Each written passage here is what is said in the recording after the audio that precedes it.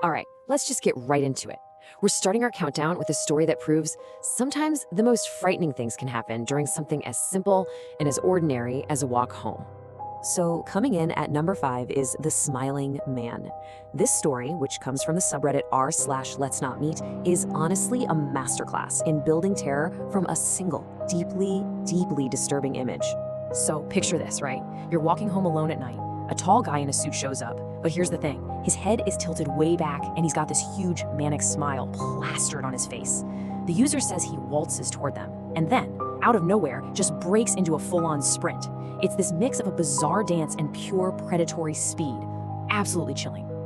So why did this one go so viral? Well, it taps right into that universal fear of being followed, but it also hits something called the uncanny valley. You know that feeling when something looks almost human but just isn't? That's it. The story feels both completely unbelievable and, at the same time, horribly possible. And that's exactly what lets it get under your skin. All right, moving on to number 4, the Post-it Note Mystery. This one's wild. It comes from the subreddit r/legal advice, of all places, and it starts with someone who's terrified of their landlord, but it ends with a medical discovery that is somehow even more frightening. So the person who posted this kept finding these weird, cryptic Post-it notes all over their apartment. They were absolutely convinced someone was breaking in and leaving them these messages. I mean, you can imagine they were terrified. But then, one perceptive commenter on the thread suggested something totally different. See, the truth was actually way more terrifying than a home invasion. It turns out the user was unknowingly writing the notes to himself. He was suffering from carbon monoxide poisoning, which was causing severe memory loss and confusion. The threat wasn't just coming from inside the house, it was coming from inside his own mind. And this is why it went viral. It's this incredible, almost horrifying story of a mind turning against itself, documented in a plea for legal help. But it's also a perfect example of how the internet's hive mind can sometimes solve a puzzle with actual life or death stakes. They figured it out from just a few paranoid paragraphs. Okay, next up at number 3, we have something a little different. It's called the yayvideogames breakdown. And this isn't really a story with a beginning, middle, and end. It's more like a disturbing public archive of someone's mind possibly unraveling in real time. So get this, a user named yayvideogames spammed a single thread with over 4,000 comments. They just kept repeating the same bizarre phrase over and over and over. Eventually, the posts just evolved into these cryptic images, and then the user just vanished, gone forever. And this was the phrase, Ubisoft goes Steamworks bye-bye, always on DRM. I know, it's total nonsense, but it became this chilling mantra.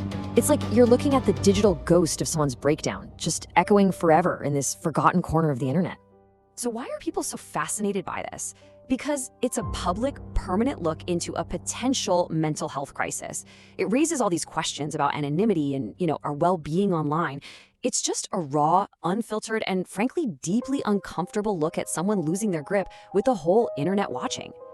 All right, our number 2 spot goes to a story known simply as The Lamp.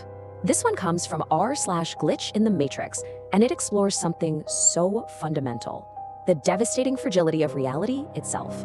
So here's the gist. A guy suffers a really severe head injury, and while he's unconscious, he lives an entire alternate life for 10 years. He gets married, has 2 kids, he feels genuine love and happiness. He formed these incredibly deep emotional bonds with a family that he absolutely believed was real.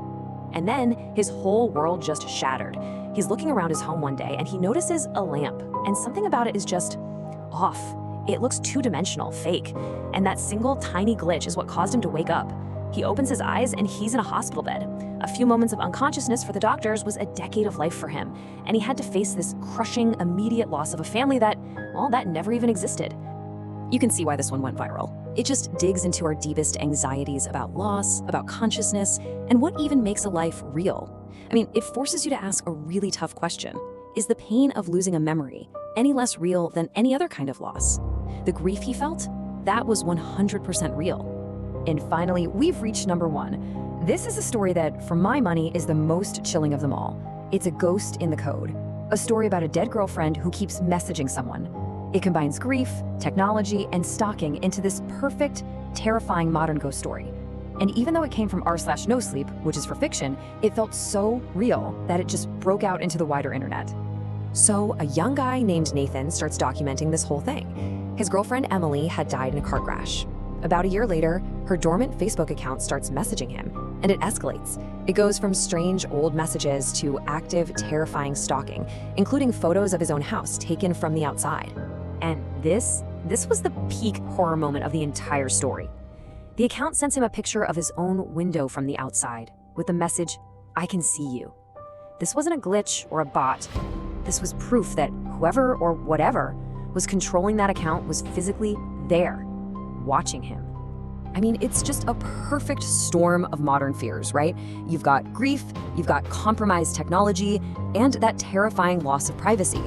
This story, for me, is number one because it takes the tools we use every single day to connect with people and just twists them into instruments of pure psychological terror. So when you step back and look at all 5 of these stories together, you realize they're not just spooky tales. They're like digital campfires where we're all sharing our collective anxieties. And a really clear pattern starts to emerge. What are our modern anxieties? Well, these stories tell us. It's the fragility of the human mind. It's that blurry line between what's real and what we just perceive to be real. It's the complete loss of privacy in a digital world. And it's about how grief can persist and haunt us through the very technology we created. Ultimately, they're all about a loss of control, aren't they? So it leaves you with this question, right? In a world where anyone can tell any story online, how do we decide what to believe and what we should really be afraid of? That's the question these digital shadows leave us with.